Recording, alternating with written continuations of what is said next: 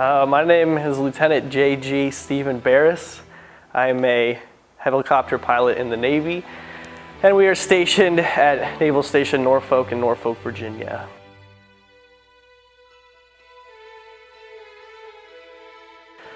Well, some people say that I have an extremely dangerous job. There's several times where I've been out flying and we've had some kind of malfunction that potentially could be a deadly situation. About 6 months ago, I was flying down in Milton, Florida on a training flight, and our transmission lost all of its fluid when we were over the runway.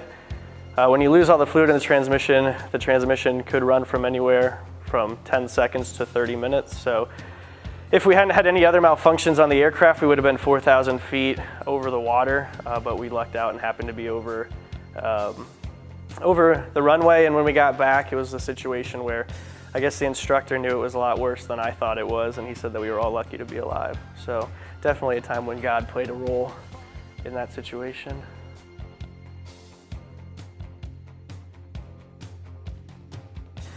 Basically, faith in what I do kind of plays into every decision you have to make. Being a leader in the military is all about following a moral compass and making sure that what you do, no matter if you're at work or not at work, sets an example for you as well as the command that you serve. And living in faith kind of aligns with those moral guidelines for leading people.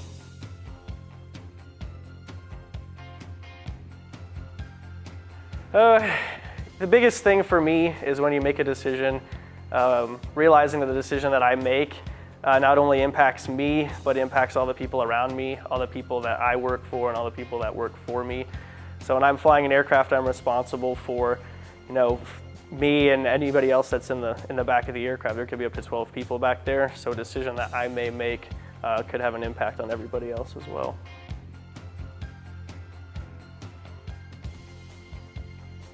Well, the big thing with my fellow officers and other pilots that I work with is we're all looking to accomplish one common goal.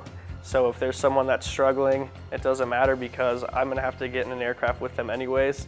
So you need to make sure that everybody's on the same level all the time, and you need to make sure that you're always there looking out for each other.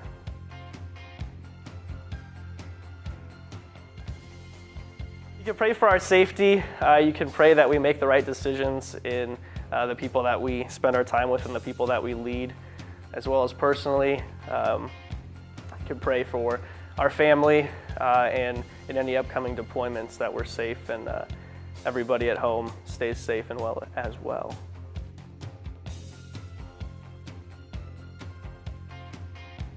In a couple weeks, I move to HSC 26 out in Norfolk, which is an expeditionary helicopter squadron. We'll most likely be deploying to Bahrain sometime next year for anywhere from 6 to 10 months. Or I could also end up on a U.S. Navy supply ship supplying a carrier battle group somewhere in the world.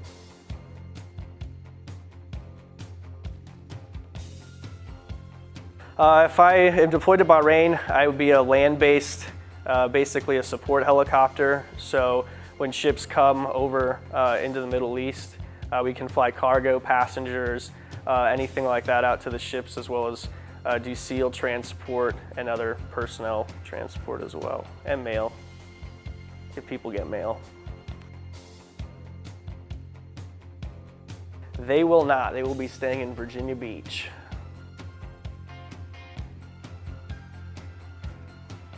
Regardless of how you interpret or what your opinion is on our United States foreign affairs, the most important thing is to support the soldiers and their families that are over there fighting because they need it, and they're especially going to need it when they get back home.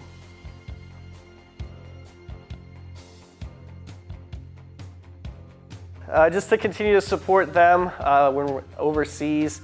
They're also far from home and their friends, so continued support from afar is really the best thing that can be done, and make sure that they're not forgotten about while we're gone.